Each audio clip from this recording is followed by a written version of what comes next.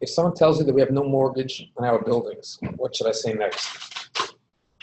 Just know whatever you're going to say next, you're making this phone call just what the odds are that nothing's changing now. He has no mortgages on his buildings. He's not now changing also wants to get mortgages. You're just calling, get ready on the phone anyway.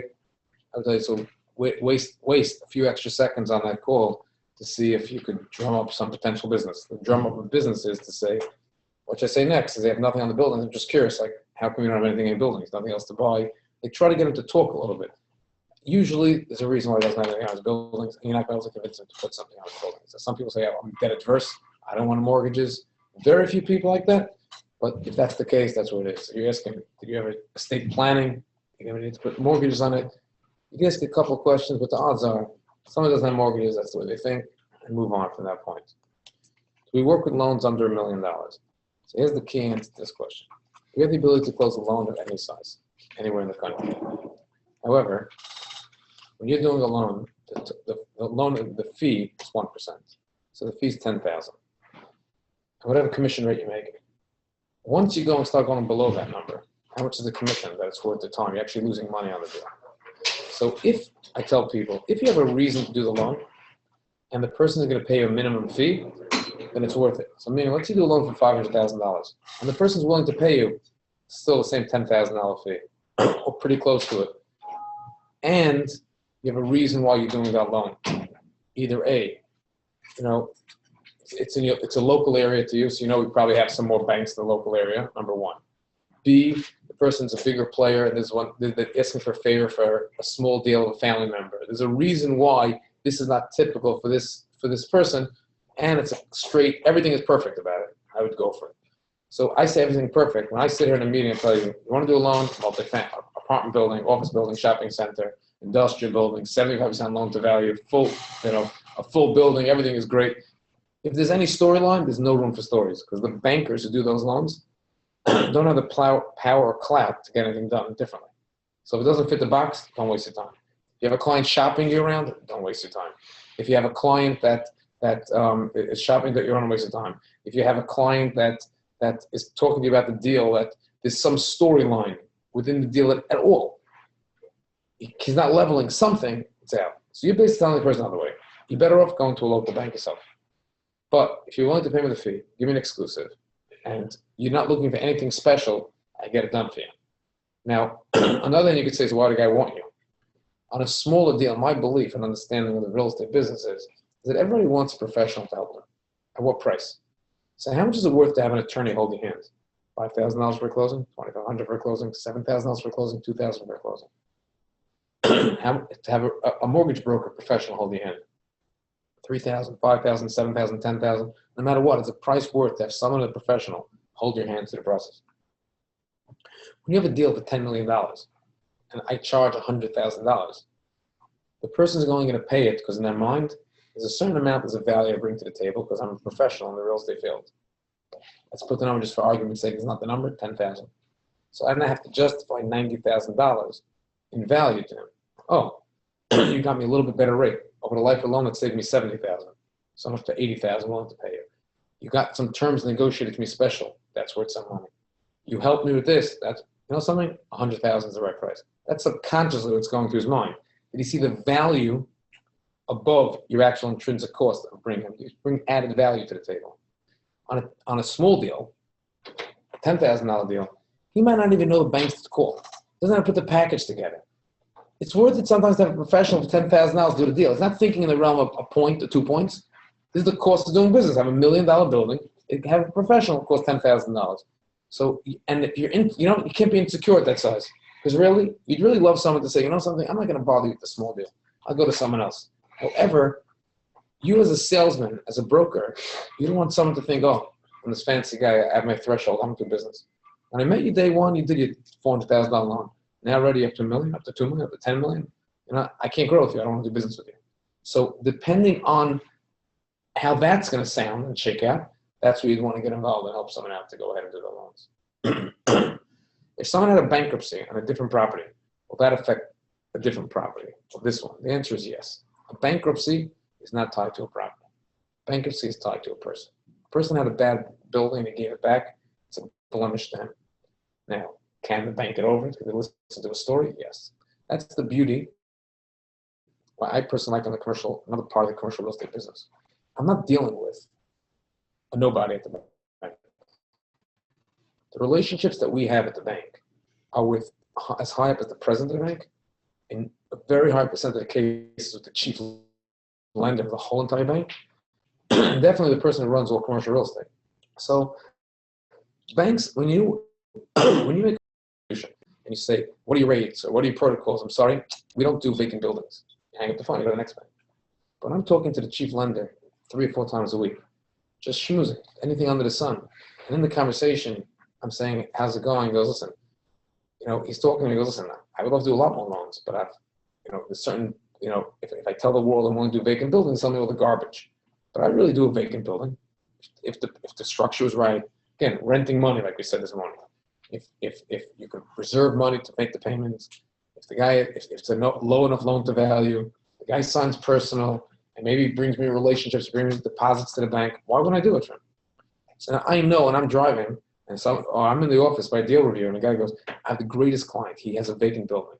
50% loan to value, put interest reserve. Which bank will do it? And everyone says, no, can't get it done. I know this bank will do it. He goes, no, I called them. They said, no. Call him up and tell him she go ask his boss on this circumstance we'll do it. That's what we got deals done. So we got hospital deals done. We closed a single tenant deal a long time ago. The Ruby Sharon deal, the only deal we did for Ruby Sharon. Even signed recourse on the transaction because then no one get it done. The relationship I had with the head of the bank, I knew that for him and that deal, what he wanted, he'll do it for him because he cared more about his signature than the asset at that time. When every other bank was focusing on the real estate. So that's the beauty here. When you're doing a loan, the same bank, under $1 million, if I have a call I once called it for a favor for an $800,000 deal, he goes, first of all, why are you wasting a favor of my time for $800,000? Number two, do you think I want to go change a protocol and have to talk to so many different people for a stupid $800,000? Let's move on. But to me, it was important because I need it for certain clients. Of course, I persisted. I didn't get it done. But they don't really want to deal with it at that level. They say, listen, I do as accommodation. The fact I do the loan under $1 million is an accommodation. Don't ask me to change anything within that loan to go ahead and get things done. That's why I set things up. So that's the beauty of the large deals where I like them. I'm never stuck with this is it. This is the way it is. Everything becomes a discussion and negotiation, a conversation point based on how things are able to grow. What would be a pitch for someone who's a family friend and involved in real estate? What would you focus on? So I want to explain a very, very, very important point here. And this is where the art of the sale is. The key in sales is that fact finding. You always know what's going on in the other person's mind. If I think a person is looking for the lowest rate and they focus on rate, they're really working for the most dollars, someone else came in focusing on dollars, they win. They're focused on certainty of execution, you'll get my deal closed, and they focus on everything else. Now someone else focuses just on certainty of execution, they'll win.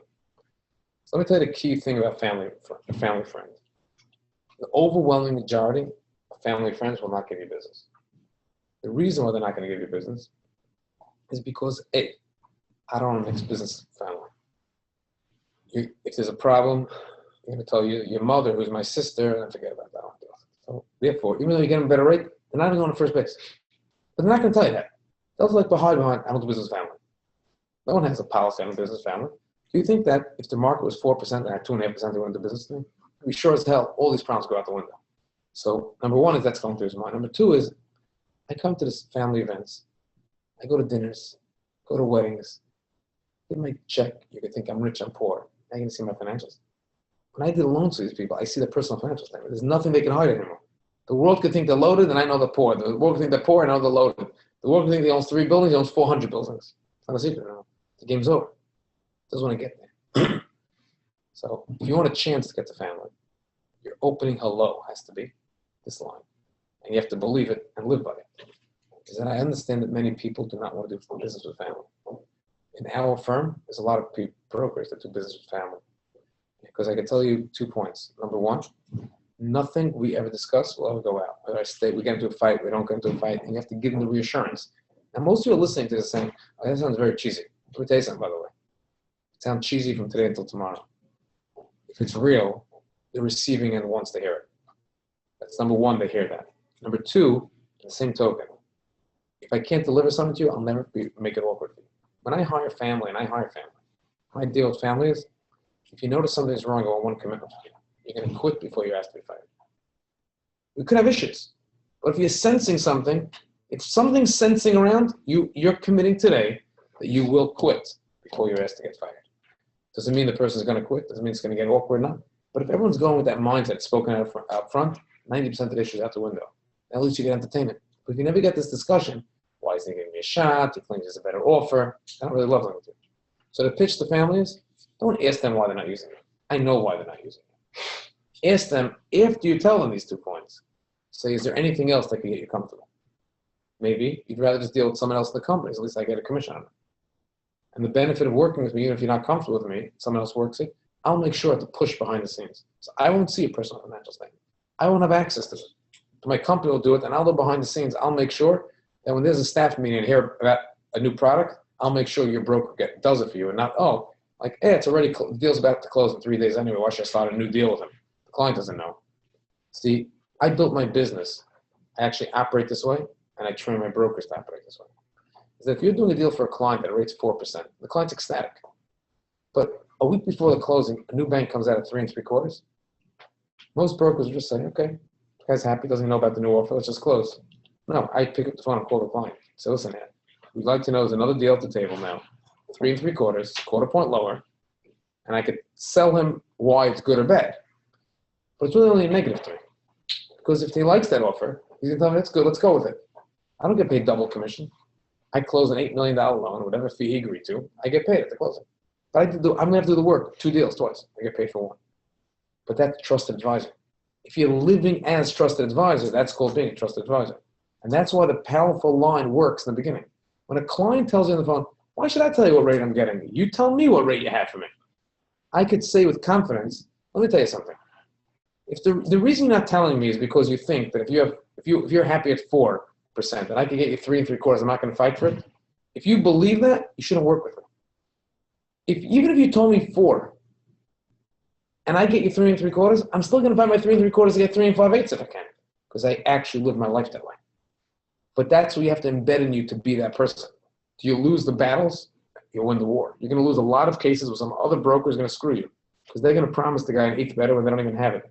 You're going to lose because of it, because you're being honest. They're going to get retraded. You lost that deal, but over the long term, you end up winning. So when I look back with the company growth, and I notice by people, when you're training people that are more honest, I realized is that their growth is more slower and steady. They don't start year 1 making $1 million. They'll start slower. When they hit that million, they're staying there stable, because everything is serving into the same end result. Their honesty, more people want to deal with, bigger deal flow. They hear longer, as opposed to, that guy, yeah, he had a great year. I'd never do business with him again. So there's a lot of people make money the first year they work. The second year, then it's over. Because they're great salespeople. They learned how to sell, but that was it. They couldn't back the sale. And the person left them, that guy gets me too nervous. I don't want to deal with him. For vacant land, what kind of plan do you need to get funding? Engineering of this? No. If you get a bank doing it, just realize the reason why they're doing the plan is because there's no risk. Like one time, I remember when rates were on their way down, and the market was 5% was the rates, and 4.5%, and bank, no one's ever gone less than 4, And the bank came out with a promotion of 4% or under 4.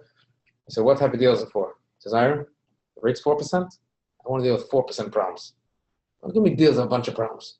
If there's less than 4% with problems in the whole deal, I'll do it. Send you land. By the time you're doing the land, they're only doing it because there's 0 problems. I would land for $10 million. I'm only borrowing $5 million. I'm signing recourse. I'm putting money in the escrow account to cover the payments. So it's not a matter what kind of plan. You need nothing. Either a bank's doing it because they're trusting the person, and just no risk for them at all, or they're not doing it at all. And that's how this works through. And that's where the relationships come when you share information. You have better relationships at banks, is to know and understand why does a bank do loans. So the parts of the business that I know and I spent a whole career focusing on are things that will never change. I understand how credit works. I understand why ultimately a bank would choose not to do a loan. So when someone comes in and says, the bank said this loan doesn't work and doesn't make sense to them, I know why it makes sense. And based on that, I could tell you how you could package it to go back to the bank. Because every bank in the world cares about 3 things. 2 things most of the time, and a 3rd thing some of the time. They always care about the value. I get my money back. So is the value there? They care, number two, do you have enough cash flow in the bank? They're renting you the money, you make the payments every single month. Number two is cash flow. And number three is interest rate risk. Those are the only way banks go wrong. They lend you money at 4%. Between now and when you pay it back in 5 years from now, rates go to 19%. The paying deposit is 8%. You're paying them 4%. They're underwater.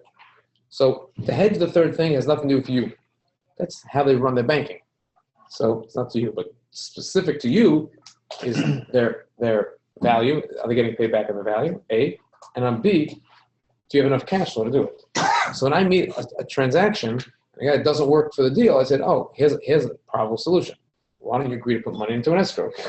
They want to make sure you're going to have enough money to make the payments. Why don't you go ahead and $10,000 a month, put in an escrow account, $120,000. Tell them, trust me, I'll make the payments, but I'll leave always for the life of the loan 12 months worth of payments in an escrow account.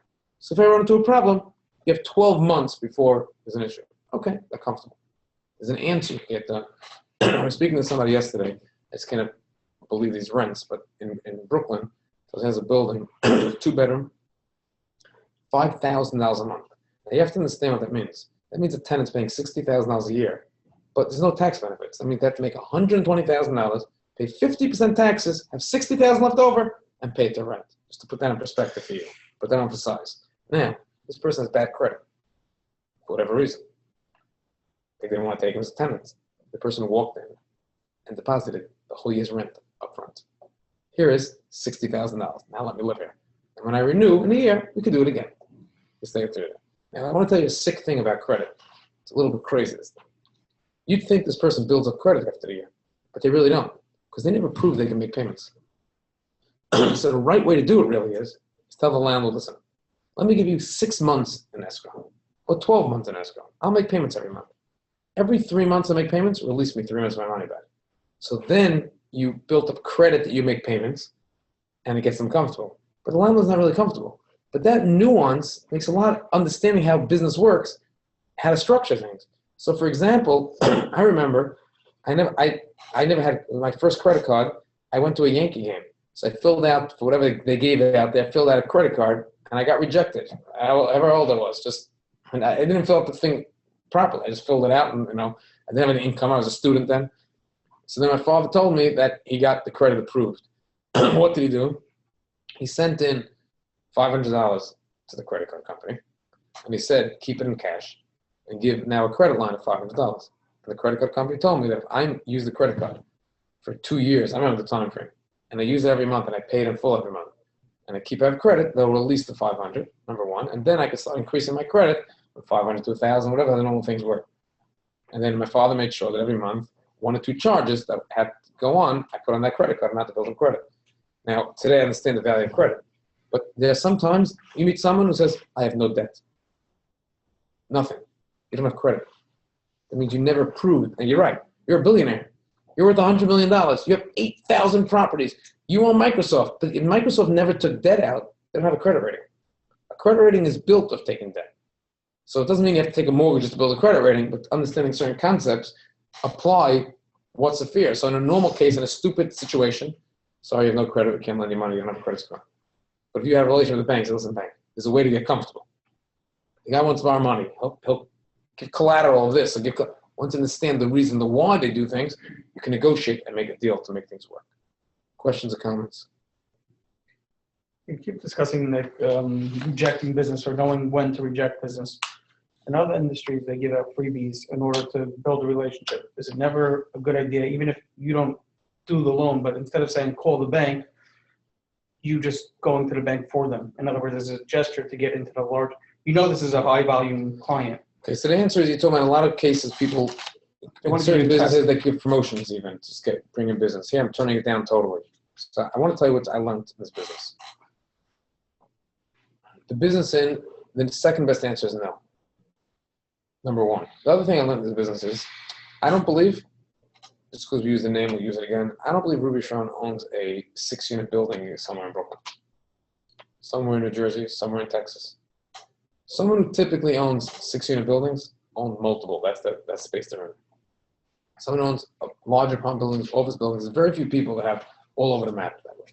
So the idea of I'm going to do it for him and get his bigger business, it's less likely that's really reality.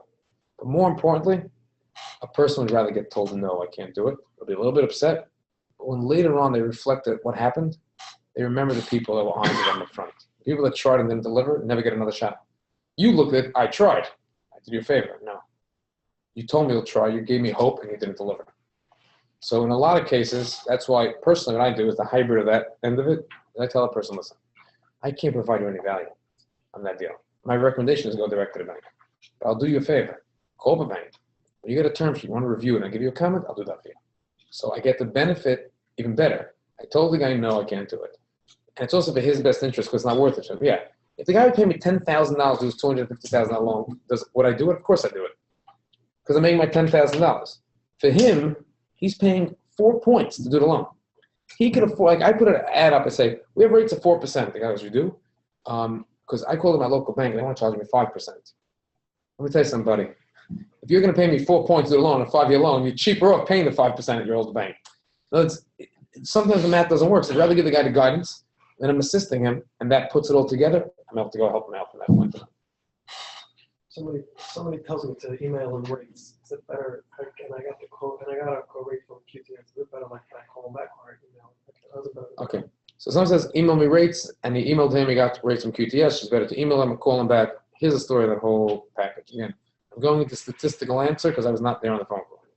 When the guy said send it to your rates, it's a nice way of saying go to hell. That's his version of saying go to hell. He knows if he tells you send him rates, he support himself at least a week before you can call him back.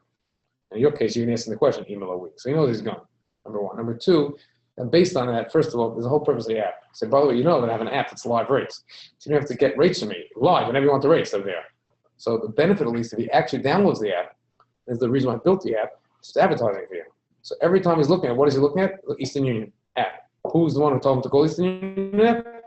You. The reference, he'll call you back for that. That's number one. Number two is that if you are sending him something, I told you, don't just say, okay, I'll send you rates. Tell me a little bit about the deal specifics. I'll send you customers. There's millions of rates out there. I'll send you custom. Usually, if the guy's real, we'll stop talking about a deal and that's it. He forgets about the send me rates and continue down the path to get the deal. If the guy's not real, I have nothing, I just want the rates to see the rates are. And now I'm asking you, under those circumstances, which guy would you call, which guy would you email? You wouldn't be asking the question. You're asking the question because you're in the fog, you don't know. He told me about his deal. So tell me about the deal. Yeah, he told me about it. Oh, so you passed the time. So now, okay, but again, just realize in your question you didn't mention it. So if at the end of the day you mentioned it, then no, you're emailing it to him and follow right with the call. I'm sending it to USB. Here's the story, the most important part of sales. In sales, you got it, the customer's always right, that concept. He asks you to mail him something, mail it to him.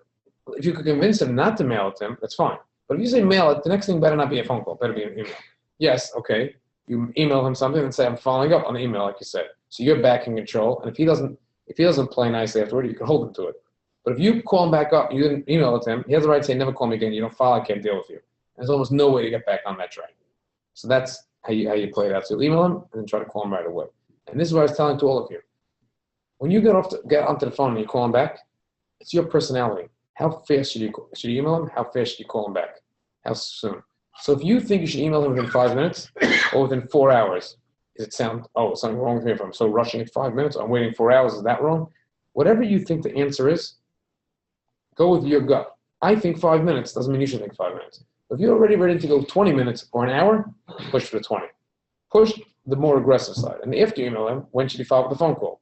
Between 1, 2, or 3 days, that's what you're thinking, go for the 1. If you're thinking 2, 3, or 4 days, go for the 2. And over time, push the envelope because you're going to realize statistically you win your clients because you don't give them an option. Okay? Think about yourself. How many times did someone call you up and say, I'm not interested? But there's one quick question. What? They kept you on the phone longer and longer and longer. And before you know, you couldn't get them on the phone. Before you know, you're doing business with them. That works. So there's guys in the office here, brokers, that, while they're trying to make it, people say, this guy's such a pain, it drives me crazy. After they make it, you know why he made it? Because he was a pain, didn't give up. So what do you want to be? So if you have an ego and you're about yourself, I don't want to think of you as whatever, you're never going to really make it. Because you're going to always walk on the right side of the street. But you have to be willing to walk a little bit on the edge a little bit. Because if you don't walk on the edge, how are you breaking through? And that's why we meet a banker comes into the office and a banker tells me, the best broker, I love you. If I left banking and I became a client, it picks the broker. Which broker is the most aggressive, pushy broker, drives the bank crazy. Because he's repping the client's interest. He's actually that broker when the bank says 3 3/4 and don't bother me again. He goes, no, I want an extra 1/8. The client's happy 3 3/4. What are you calling me for? Understand? That's what takes place in the market. So a lot of times, like we have scenarios over here where sometimes a broker, has a bank that's doing a deal. If the banker gets wind that the client's really happy and the broker's fighting it, he won't help out anymore. But if he tells the bank client wants it, then I'll help. Your job as a broker is you're representing the client's best interest. So call the banker and say, listen, I need this. I advise clients sometimes to call the bank. I call up a client and say, listen, here's the number to the bank. Bottom line is tell them what you want, because the bank is convinced that I'm trying to earn my fee and that's what I'm doing. I said, no, I'm not telling my client. It shows weakness. It doesn't show weakness. We're one team. The client is coming to you for trusted advice. Trusted advice is now, client, do nothing. Now I think you should make the phone call. I'll tell you when to make the phone call, who to make the phone call to, how to make the phone call, and what to say. That's what he's coming to me for. It's not a weakness to you. Same thing I tell people in the office. Some people look at it, why don't you let me meet your client to tell them? No, it's a weakness not to bring the president of the company. It's better I should speak to the client. I said, you have it wrong. When you think about yourself in reverse, you're dealing with someone. The person says, something I really like dealing with you. I want to bring my president in to come to the meeting. You can feel better about it or worse about it. Do you look down at the guy? No, you look up at the guy. He's fully servicing you. Not only that, that guy also, he has the connection between the president of the company to the meeting. See, the benefit what happens from brokers that are working here is that by my own style and willing to talk to clients, and you play the card right, is that if we're doing $3.5 billion, no one client thinks they're important. So when they actually get a phone call, I email every single client, we type a deal, I email every single client. Thank you, type a deal. And then I communicate back with the clients, they respond back. The client says, well, my deal is important to you. It was only $800,000, only $2.6 million. Huh? At the end of the day, my business model is to be in the wholesale business. I live in the wholesale business. So I don't have to treat a $50 million guy differently. It's all the same as I'm doing the business. And the reality is, this part maybe not so great to put onto recording, but I'm in the full what's it called? Is the full disclosure is that, and transparency is that, to me, the client's not my client. If a client called me direct, I'm running the account, the client's my client. But in most cases, you're my client. I couldn't care less about the client. So when you walk into me and say, Ira, this thing bothers me, and this client, I'd rather we shouldn't do business with him, I'm not going to say, well, why should I lose out? I don't look at it that way. Legally, it's my client. Fiduciary responsibility is my client at the end of it. But ultimately, more important to me is the broker in the office. So if two people have a fight over a client and there's an issue, I'd rather just walk from the whole entire deal as a firm than, what do you mean? If people say, are you going to walk away from my $80,000 commission? Yeah, because that's not my client. I came over, my top broker is doing a few $1 million in billing, is happier. That's why there's no internal fights in the whole entire office. And everyone, the mode and the mood of the company is always at a high. There's no inside bickering. Because there's never a time that if you play me right, I'll back you instead of it. It doesn't work that way. So do I get burned sometimes? Yeah, I lose battles. But I'm clear I'm winning every war. So did I look back? I could have won that battle also. But I don't know if because of that, I meet people on the street while they left firms. Right? At the end of the day, I looked at people. The only reason people leave firms where they're at, really, is two reasons. Either they have a bad boss, it's just mean or whatever, or they're getting screwed, getting retreated all day long. That's why people leave. No one else leaves for any other reason. No one leaves because they can make more money. That's not the reason that people leave. They're not making a living, they leave, getting screwed. So at the end of the day, how many times I meet someone who says, I left him? Yeah, he was happy. He took advantage of me. But now that I have the upper hand, I'm out. I'm here for the long run. I don't want people leaving. Take a guy, there's a third-party vendor that brokers office use. They refer a certain product to that third-party vendor. The third-party vendor promises them commission. Whatever the commission is, 10%, 5%, 20%, doesn't make a difference. And what happened was one broker was talking to a client and says, who are you using for that service? And he says, firm A. He goes, why don't you use firm B? It doesn't hurt you, use firm B.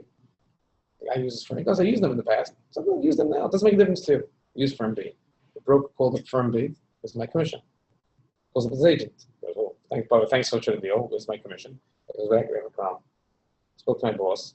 I'm also getting messed up. My boss is saying it's already an existing client of the company. So you can't get your referral fee. Because I'm also getting screwed. The lower level guy said, because it's being taken away from me also, right? If it comes from your guy at Eastern, I'm the rep. But if it comes, this client is someone else's broker. So I called up the head of the shop. I said, let me tell you something. On these deals, I don't take commissions. My personal style is, as I got from my dad, I take commissions and referrals in my own business. Someone in the office works here. They don't make money, not outside of brokering equity of deals. They make money in title. They can get licensed for it. They make money in doing property insurance. The full commission goes to the broker. I'm not in your pocket. I'm in a partnership. This is my splits for the business. I have a core business. Everything else is yours. So I have nothing to gain here. But again, my client is my broker. I'll have his back. So I called up the head of the other company. I said, do you realize what you just did? Because what am I supposed to do? I should pay double commission. That guy claims it's his client. Okay. Meanwhile, today, that broker is in the top 5 of the firm now. He'll never use that firm if he has an option. When he meets a client, he says, I go to this title company, this title company. He goes, do me one favor. Don't go to that title. Don't go to that title company. Don't go to that insurance company. That's who he walks there. Over 10% sometimes. So now sometimes, I know myself, I could pay extra commission sometimes. If there's a real issue and I can't resolve it, I have to throw in extra money. There's some firm, no, the company gets the money first, let everyone else fight about it. So you can lose the battle, win the war. Same exact thing applies between you and the client. How do you deal with the client in certain situations? The client promised you paying you a $100,000 fee. Last minute, he has the little upper hand. He takes advantage of $80,000. You have a document that you could force him to pay the fee. Are you going to call him out? Or are you going to negotiate with him? His choice to come all day. Sometimes you say, you have nothing to lose, I might as well do it. And sometimes, yeah, it comes back today. So these are decisions you face with all the time. So the end here for this part here is that these decisions that are ended, that's what I tell people, you want to have the same thing it says in Pirkei Avos, you want to have yourself a rabbi, have a teacher, that you're a mentor. You have to have a mentor. I tell every person you're getting a mentor, you have to get a mentor that's making the amount of money or more than you want to make. So you want to make $100,000, get a mentor who's made $100,000. You want to make $1 million, get a mentor made $1 million. Because you know something? That guy had the same test as you have. How did he deal with those steps? How many people do I know that they made money the first year, the second year? They'll get all cocky and say, oh, if I don't get this, I'm leaving. Wherever they were, not necessarily here. And then they leave. And where are they now? Nowhere. They're not realizing how valuable all other pieces of the puzzle were. It seemed it was just that.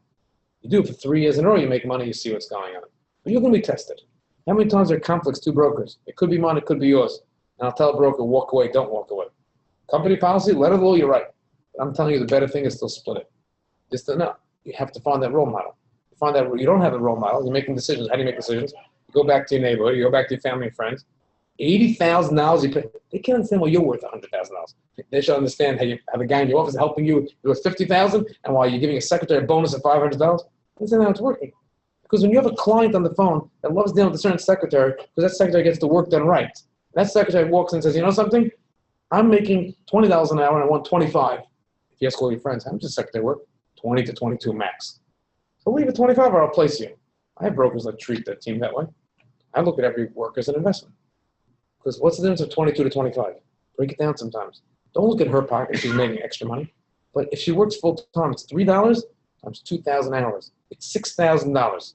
Am I going to be better off with my client $6,000 worth or not? Now you're right. The fact that I would lose more than 6, I never cut my nose to spite my face. I'm going to prove to her she's not getting it. Sometimes you're paying up across the board.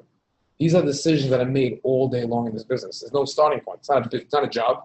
It's the whole business is always someone's opinion and if you get them a loan at a bank and how you get things going from that point.